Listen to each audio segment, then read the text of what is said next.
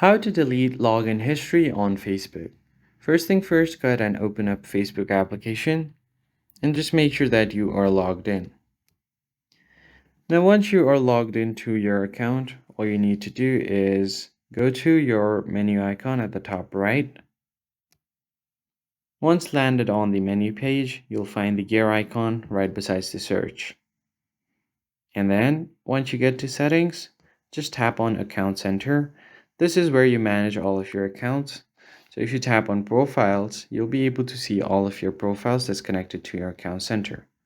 Now just go ahead and scroll down, and here you'll see your information and permissions. But right above that, you have password and security. So just head over there. And then from here, you have security checks.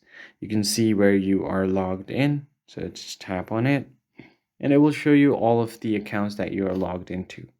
So if you go ahead and select your Facebook account, you'll be able to see all of the places where you are logged in and the time as well.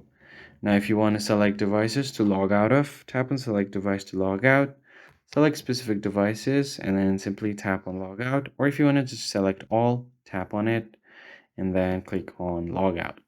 That's pretty much it, guys. I hope this tutorial was helpful. I'll see you guys on the next one.